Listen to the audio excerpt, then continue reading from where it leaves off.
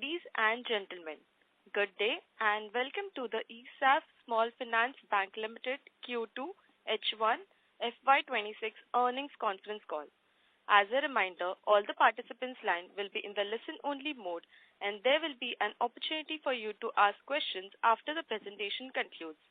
Should you need assistance during the conference call, please signal an operator by pressing star, then 0 on your touch-tone phone. Please note that this conference is being recorded. I now hand the conference over to Ms. Ayushi Gupta. Thank you and over to you. Thank you. Good morning, ladies and gentlemen. I welcome you all to the earnings conference call of ESAF Small Finance Bank Limited to discuss the Q2 and H1 FY26 business performance. Today, on the call, we have from the management, Mr. K. Paul Thomas, Managing Director and CEO, Mr. Girish CP, CFO, Mr. George K. John, Executive Director, and Mr. Hari Vellore, Executive Vice President for Credit. Before we proceed with this call, I would like to mention that some of the statements made in today's call may be forward-looking in nature and may involve risk and uncertainties. For more details, kindly refer to the investor presentation and other filings that can be found on the company's website. Without further ado, I would like to hand over the call to the management for their opening remarks and then we can open the floor for Q&A. Thank you and over to you, sir. Thank you. Thank you so much. Good morning to all. On behalf of ESAF Small Finance Bank, I welcome you to the Q2 and H1 FY26 earnings call. We appreciate your continued interest in ESAF SFB and thank you for joining us to review our business and financial performance. Joining me today are Mr. George K. John, Executive Director, Mr. Girish CP, EVP and CFO, Mr. Hari Vellore, Executive Vice President. At ESAF SFB, financial inclusion remains the cornerstone of our purpose, while our strategy balances impact with profitability. Our dual-focus approach, building a sustainable, diversified balance sheet and deepening our social mission, has helped us deliver consistent growth and value creation for our stakeholders.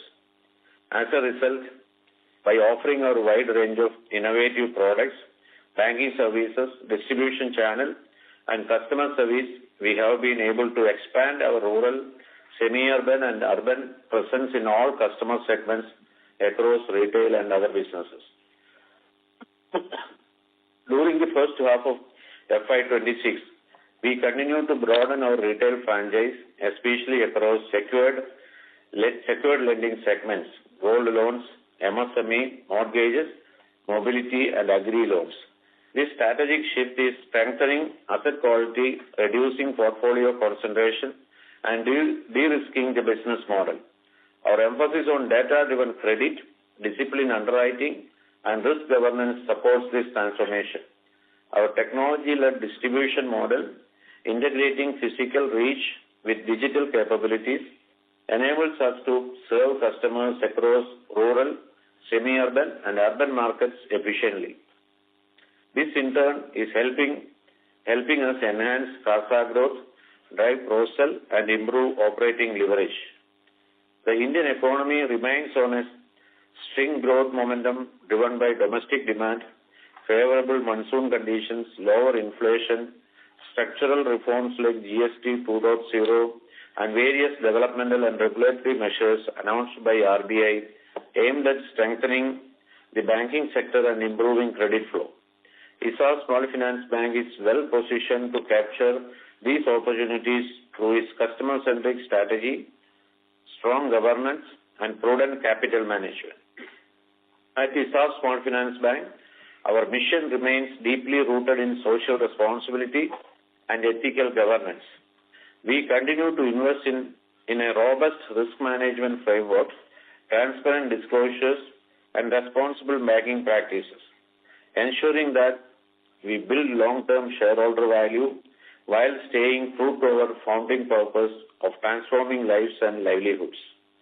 Before we begin the detailed presentation, I am pleased to inform you that the bank has appointed Sri Karthikeyan M, a veteran commercial banker and former Executive Director of Bank of India, former Director, Star Union Daiichi Life Insurance Company, former nominee Director, Bank of India Investment Managers Private Limited as our part-time chairman for a period of 3 years effective from December 21st, 2025. His vast experience in commercial banking and governance will greatly strengthen our board and strategic direction.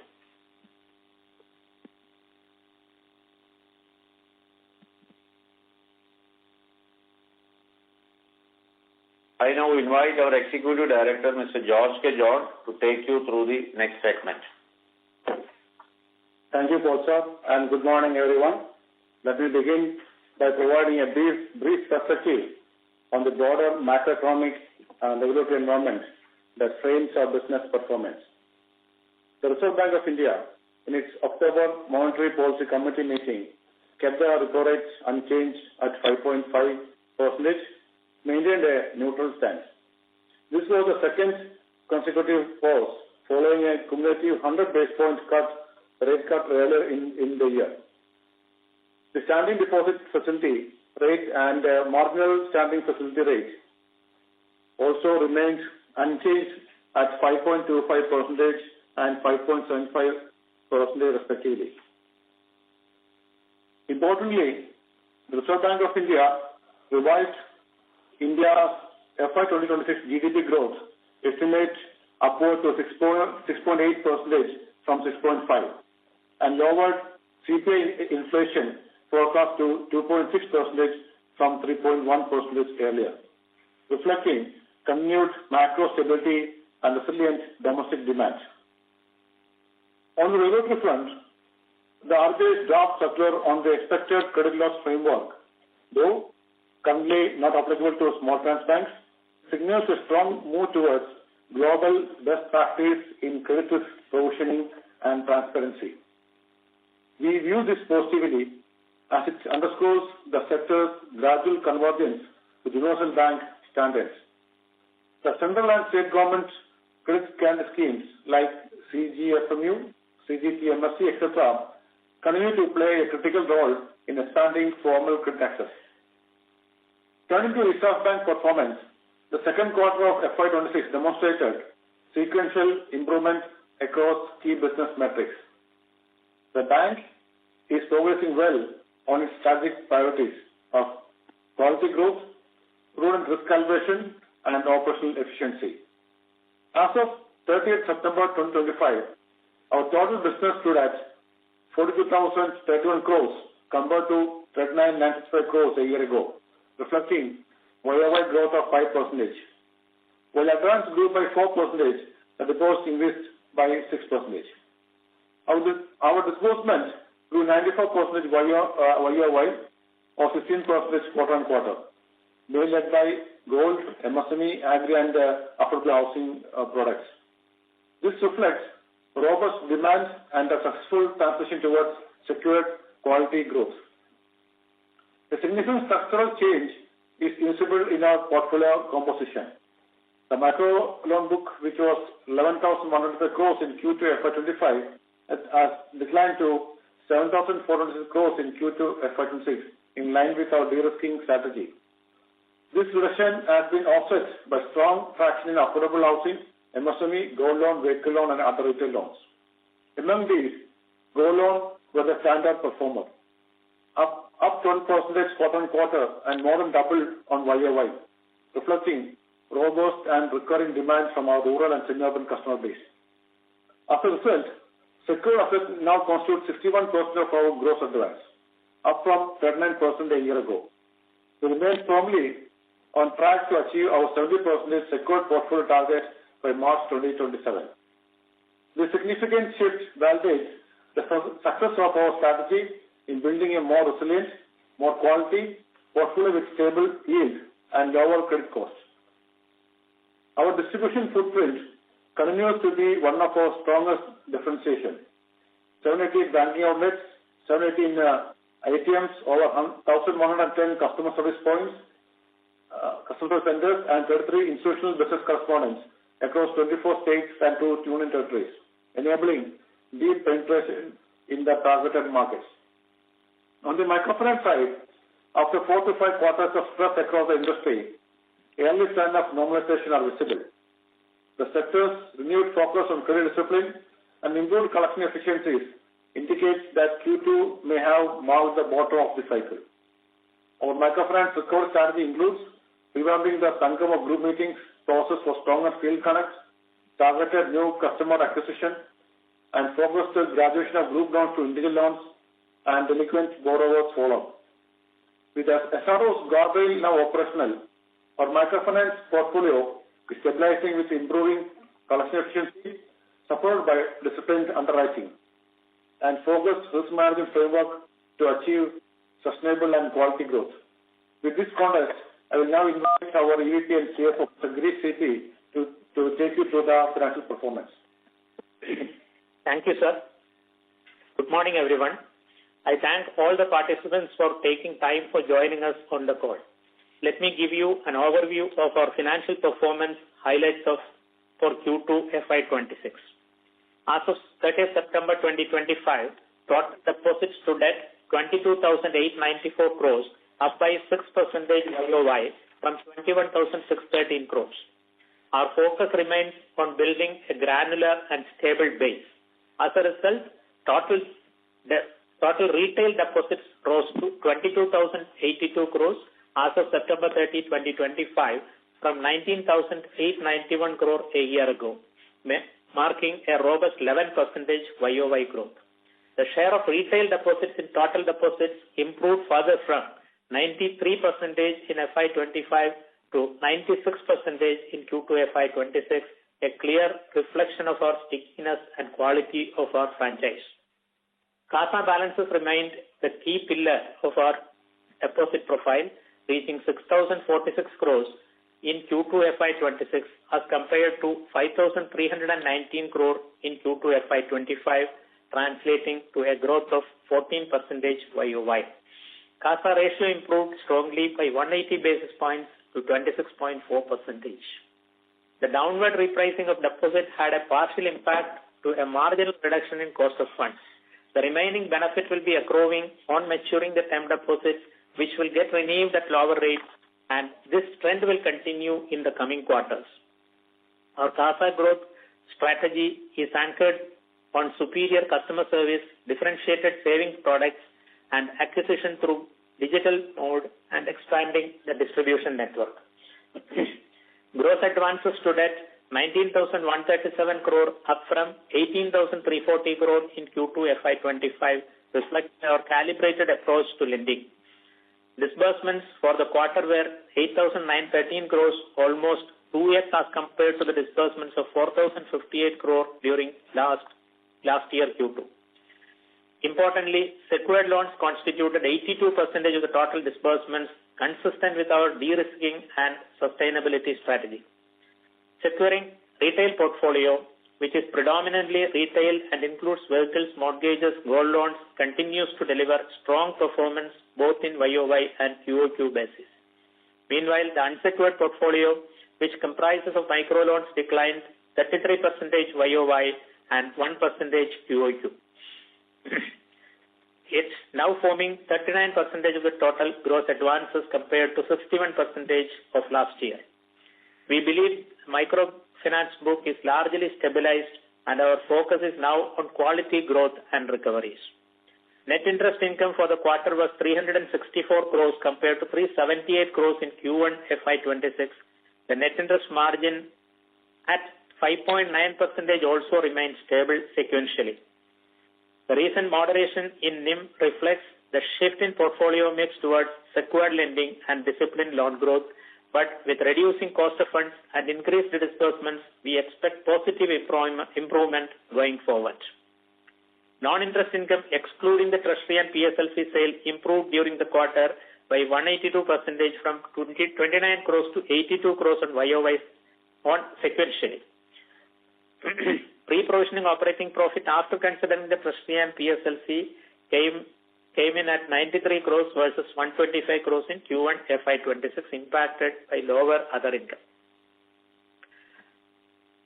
As on Q2 FY26, gross NPA marginally increased to 8.5%, while our net NPA was stable at 3.8%, reflecting both the prevailing macro conditions and our cautious stance on microfinance lending.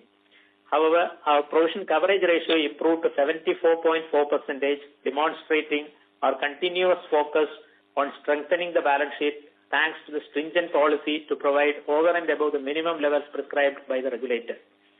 This support our cushion against potential stress.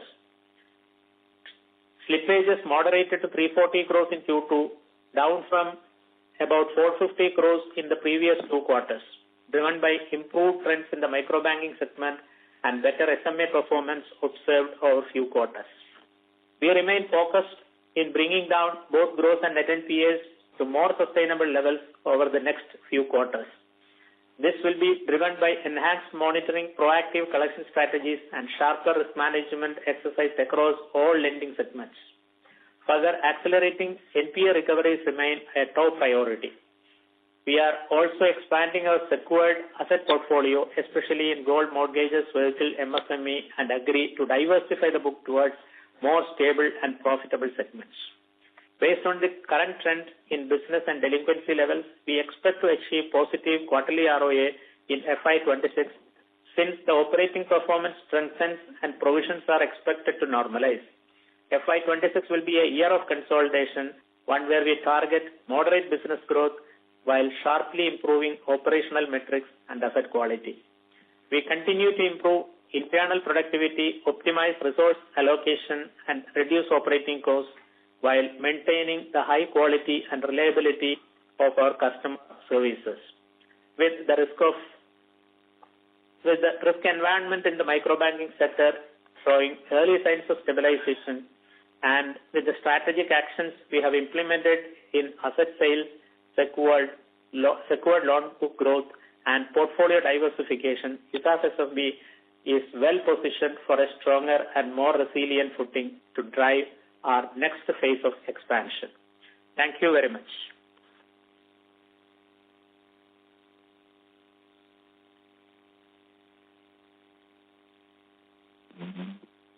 Sir, can we begin the question and answer session? Yes. Okay. Thank you very much. We will now begin the question and answer session. Anyone who wishes to ask a question may press star and 1 on their touchtone telephone. If you wish to withdraw yourself from the question queue, you may press star and 2. Participants are requested to use handsets while asking a question. Ladies and gentlemen, we will wait for a moment while the question queue assembles.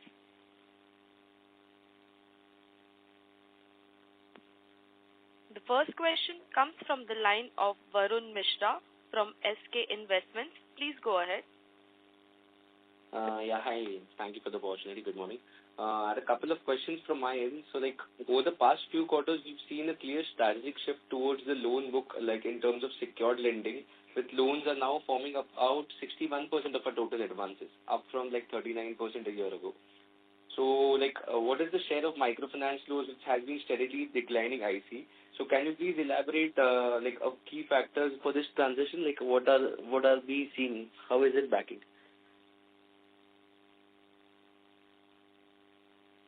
Yeah, the strategic shift started, and today, as on September, it is secured loan is 61%, and micro loan is percentage has come down to 39%. So this is all what we have planned to achieve in 2027. We were able to achieve this very early. All right, sir. And so additionally, how would you how should we think about the bank's focus area in terms of particularly balancing growth between the secured segments and the unsecured segments? Yeah, the secured almost to the same level, 35% unsecured and 65% secured. That's our plan by the current year end. Yeah. Varun, I'll add here, if you see our earlier investor calls also, over the last 3-4 quarters, this is what we have been projecting as a bank. So strategically, we are on course in terms of implementing that strategy. All right, sir. And the Q2 disbursements have more than doubled YOY. Could you elaborate the key drivers behind the strong growth momentum?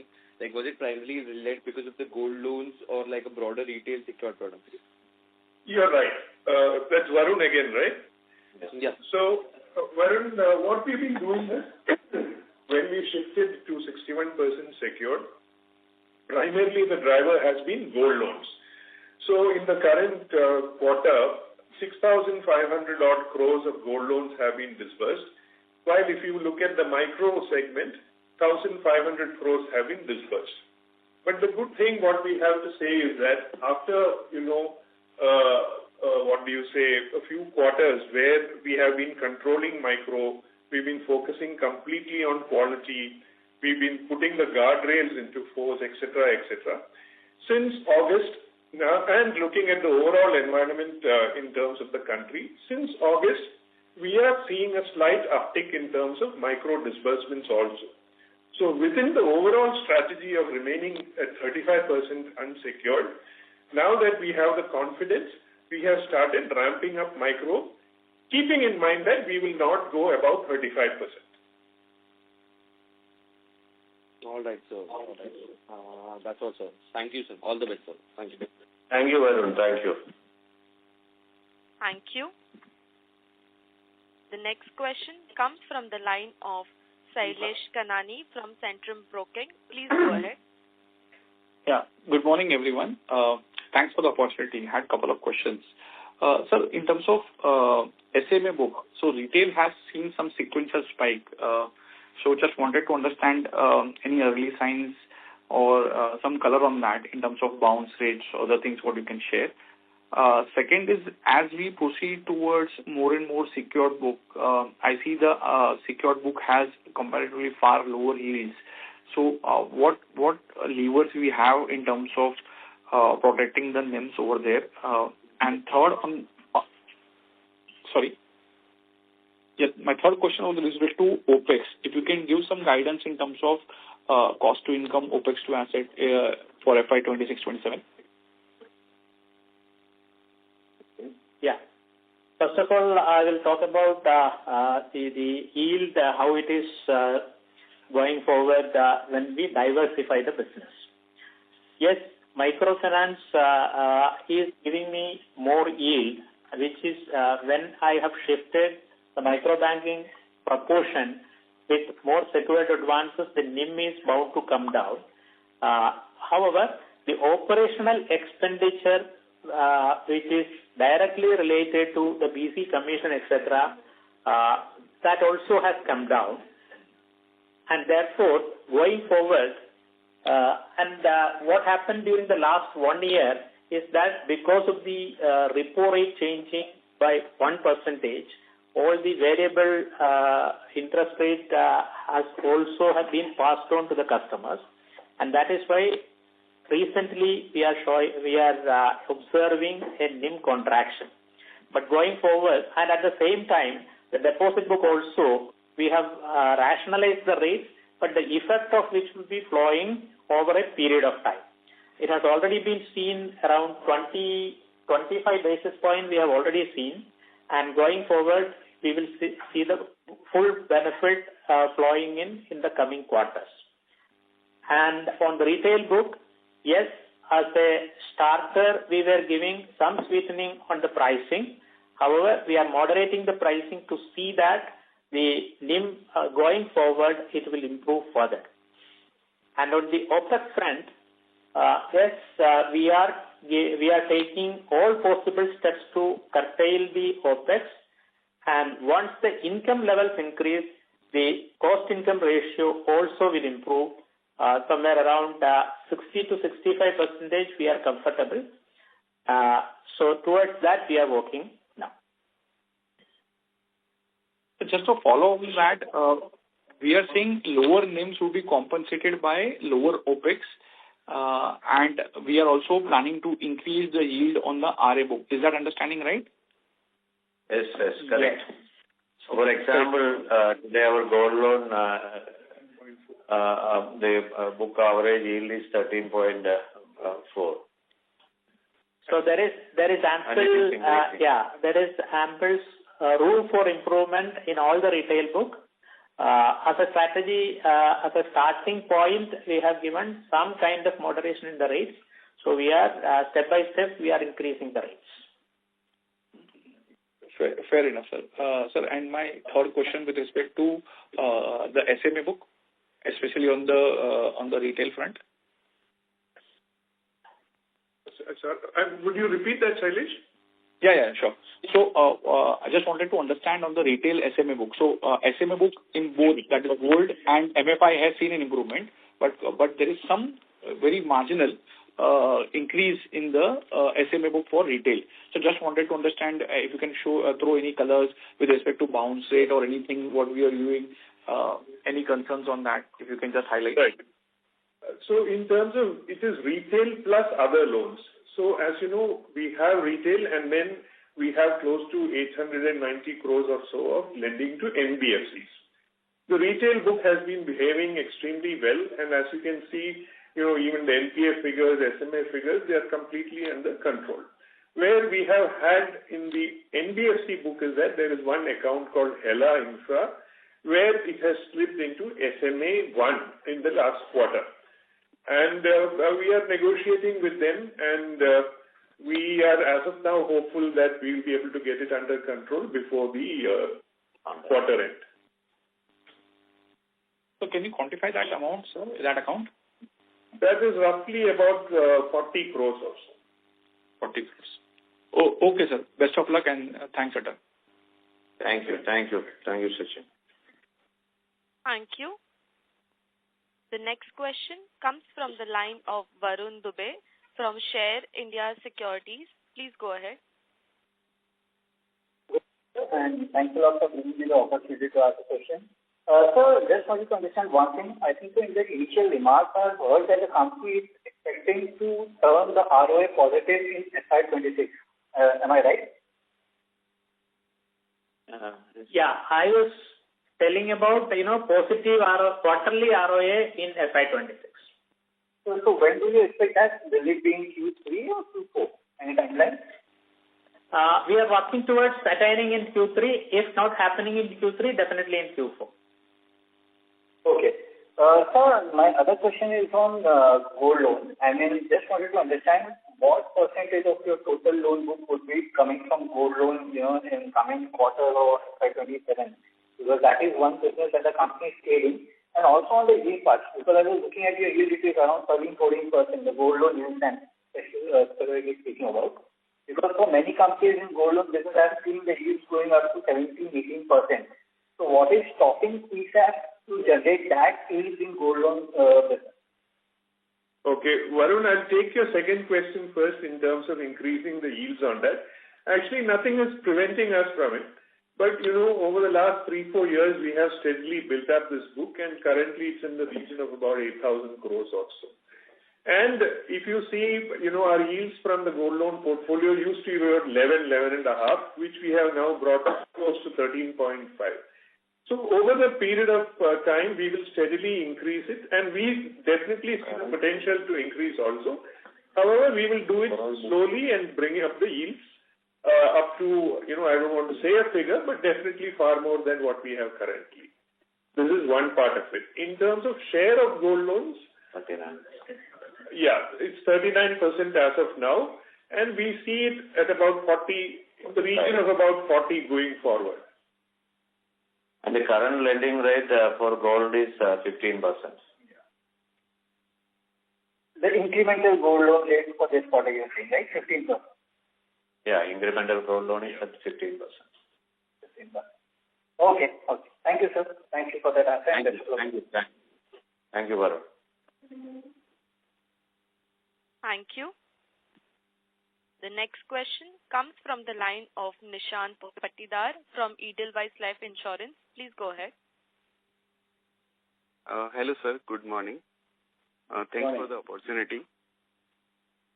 I have just two questions. So one question is regarding the current MFI exposure in Kerala and Tamil Nadu. So what is the ground reality on these states about the recoveries and collection efficiencies? And the second thing is, what is our target of comfortable credit cost in next 2 quarters? And are we planning to be a PAT positive in upcoming quarters? In terms of credit cost, what we are seeing is in the region of about 4% would be on a steady state basis, looking at the industry trends. So that is what we can say roughly, what we see ahead. In terms of stress in Kerala and Tamil Nadu, Kerala definitely has been coming down. The stress has, we are seeing a major uptick in that, and that is why we have had the confidence to start lending again with the guardrails in place. In terms of Tamil Nadu is actually where we have the bigger stress book as of date. Tamil Nadu and Kerala, in fact, Karnataka are the 2 big states over there. In both states, we have been very, very careful in terms of increasing the book. The good thing is that Karnataka, as you know, there was a bit of a political dimension to the problem. In the last 3 months, our control over that portfolio has definitely improved, and we are seeing loans which had been delinquent starting to, repay again. So what we see is that there will be definitely a good progress in Karnataka over the next few months. In terms of Tamil Nadu, we are still progressing very carefully.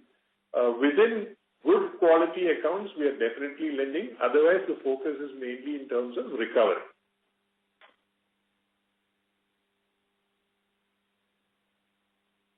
Okay. And sir, any bottom line expectation at the end of the year?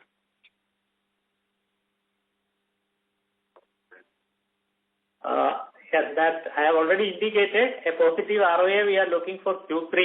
If not in Q3, then Q4. Okay. Thank you. Thank you, sir. Thank you. The next question comes from the line of Vidhi Vora from SAS Capital. Please go ahead. Hello. Morning. Am I audible? Yes. Yeah. So my question is that are you seeing any early stress in specific geographies or product categories, especially in the micro loan or MSME portfolios? Did you say early stress? Yeah, early stress. Okay. I will answer it in a slightly different way. As you know, the microfinance portfolio had stress, what we had lent in 2022, 23, etc. But if I take what we did in 2024, let's say take the month of July 2024 onwards, so we are now at about 15 months or so. We have lent close to 6,000 crores or so. We have disbursed 6,000 crores or so over that 15-month period. And as of now, the outstanding book is in the region of 4,000 crores. As of now, what we are seeing in terms of, stress, or let me put it in terms of NPA, is roughly about 2.something% of what we disbursed way back in June 24. So what I can say is the new book is behaving according to what a traditional microfinance book would have behaved. And we are not really seeing any early stress in that book. Okay. And as we know that Kerala continues to have the largest deposit base. So are there any plans to deepen the penetration in other states to reduce the regional concentration risk we have? Yes, most definitely. The good thing is that if you've been watching the bank, we have steadily brought down the share of Kerala. This is what I can say. And in fact, Tamil Nadu, Karnataka, they have all been increasing the book. In fact, this time when you see the 5th largest book is in Delhi. So we definitely have plans in terms of increasing the liability base also outside Kerala, and it is slowly coming into play, In terms of the branch network also, roughly 500 branches or 550 branches are outside Kerala. So that network will definitely start showing results. Okay. Thank you. Thank you. Thank you. The next question comes from the line of Maitri Shah from Sapphire Capital. Please go ahead. Yeah, hello, am I audible? Yes. Yeah, so you mentioned the three things. Firstly, on the OPEX that we would like to reach to a 60 to 65% range, and then positively we would want to turn ROI by quarter 3 or quarter 4, and then reduce our credit cost to 4% of the range. Could you specify any drivers of how we lead to these turnarounds in our metrics going forward? Yeah, drivers are on both fronts, that is net interest income as well as on the other income. OPEX level, yes, there is a moderation happening on the OPEX level as well.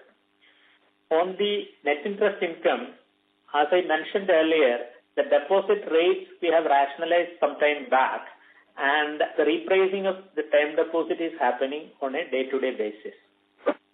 A partial benefit has already been come into our books, and substantial portion in the coming months it will get benefited. And on the asset side, as MD as well as Mr. Hari explained, the rationalization of pricing on the asset side also is happening, especially on the gold loan book. Even though the average rate is 13.5, the incremental rate is much above that. So going forward, the NIM, definitely there will be an improvement. And also the disbursements also has been increased. So the processing fee, etc. on the other income side also we will get a substantial increase. So these are the drivers based on which we have given the statements. Okay. And any sort of guidance could you give on FY27 on what sort of loan book growth do we anticipate, and also disbursement growth that we are looking forward to, and any ROA or ROE targets that we have? See, directionally our ROA/ROE target is 2% and 20%, which is at this moment in 27 we are not so definite of achieving at that levels, but definitely there will be positive ROAs and a glide path will be there to achieve that. And on the loan book growth and disbursement? Book growth will be somewhere around 20 to 25% on a YOY basis. And do we expect most of it happening from the secured side, or are we expecting our unsecured to also up in the same proportion? On the unsecured side, for the current year guidance, we have given at 35%, and it may moderate to around 30% level. So by FY27, we expect it to moderate to 30%. That's what we're saying. Yeah, hopefully by 27 is. Okay. And on the GNP and NNPA, how do we see those lowering in the coming quarters? Yeah, definitely GNP and NNPA will come down, which is already observed in the SMA levels, the moderation which is already there in the presentation as well. So over a 1 year period, it has halved, and going forward, the stress level at the micro banking level also is fading out, and therefore we expect that substantial improvement on the GNP and NNPA will be. That also will be the driver for attaining the ROA. Yeah, that is it from my side. Thank you, Maldiva. Thank you. Thank you. The next question comes from the line of Vivek Gupta from Star Investments. Please go ahead. Yeah, hi. Am I audible? Yes. So, the CASA growth has been healthy at 13.7% year on year, like with a ratio of 26.4%. So, what initiatives are being taken to further improve this CASA share? It is one is that as I was speaking, we have 880 branches or so. So as those branches start, increasing momentum in terms of customer acquisition, that definitely helps in improving the CASA book The second thing is that, we have 2 or 3 segments we concentrate on. One is the senior citizen segment. The other is the NR segment, both of which are excellent sources for CASA growth. Apart from this, we have introduced a few things, including, we've taken a QR handle. Then we have tied up with various, agencies to improve payment systems and things like that, which we'll see more in terms of funds flows through the accounts. So customer acquisition, concentrating on 2 or 3 segments, and certain products which we are offering. These are 3 or 4 drivers which will help us to keep the CASA growth momentum going. Okay. So, with the cost of deposits reducing slightly to 7.2%, do you expect this downtrend to continue, or will competitive pressure limit further decline? Immediate revision on deposit rates we are not envisaging, because as you know, the industry growth itself is only 10% as far as deposits are concerned. But however, we have already moderated the deposit rates, the benefit of which will be flowing in the coming quarters. Okay. Got it. Thank you. That was from my side. Thank you. The next question comes from the line of Riya Jain from HDA Finance. Please go ahead. Hi, thank you for the opportunity. So I wanted to understand a bit of a macro perspective of the industry. So how do you view the overall outlook for the small finance banking sector in the near term? And could you share your guidance or key focus areas for ESAF Bank for the upcoming quarter? Okay. So, small finance banks have been created to serve the underserved segments and the lower and middle income segments of the country. And that segment is very promising. Large 70% of our Indian adult population belongs to the low and middle income segments. And as the country is now talking about creating larger banks at the global to be part of the global ranking. So there will be a lot of opportunity for smaller banks like small finance bank category.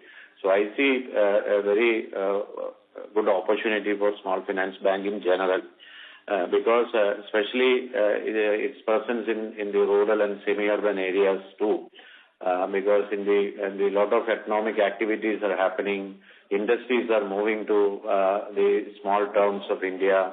So we definitely believe that small banks are going to play an important role in India becoming a 5 trillion economy or becoming a Vigasit Bharat by 2047. Coming to ESAF Small Finance Bank, we are well placed to leverage these opportunities. We have 70% of our branches are in rural and semi-urban areas. We have a large, apart from our 788 branches spread across 26 states, we have 1,100 customer service centers operated by our business partners, business correspondents. Most of them are in the rural small towns of India, small places. So we see a lot of opportunity to leverage the franchise already we have established, and also we have developed over a period of time. We have developed teams and products and processes are in place for serving the farming community, agri segment, and MSME segments. So we will be more focusing on these segments, the MSME, the agri and mortgage and mobility, these products. Apart from our the micro asset categories, products like micro enterprise loan, Vyapar Vikas Yojana products and all. So this is our overall scope we see. Got it, sir. That was very helpful. Thank you so much. Thank you. The next question comes from the line of Ashlesh Sonji from Kotak Securities. Please go ahead. Hi team, good morning. Sir, firstly, a few questions on microfinance. If you can share the segmental slippages in microfinance for this quarter, and what is the current bucket collection efficiency in that business as on September or the entire second quarter, whatever you have available. Just one moment. So in terms of, what do you say, micro loans, and let me clarify the question. You're asking about SMA, right? Shailesh? If you can give the slippages in microfinance. Yeah. Let me first take the thing of NPAs, or how much the NPA has behaved over the last quarter or so. I'll split this into two books. If you were in the call earlier, I was speaking about how the disbursements we've been doing since June 2024, how they have behaved. So since 2024 June, we disbursed about 6,000 odd crores in microfinance. Out of that, currently there's about 4,000 odd outstanding, and the NPA there is about 189 crores or so. So if you look at the figure of actual disbursements to what is the NPA today, it is around 2.something%. So that gives a flavor of how the book has been behaving and what the kind of slippages have been over the last 15 months. I'm not talking of this quarter, but 15 months. And that is how, we are fairly confident that we are able to manage the new book pretty well. So the slippages that you are seeing earlier, in terms of in this quarter, whatever slippages happened, is primarily because of the books which we lent in 2022 and 23. So that is the problem area which we are facing, and there we are seeing in terms of total incremental NPA, it's about 144 crores or so, which is decline.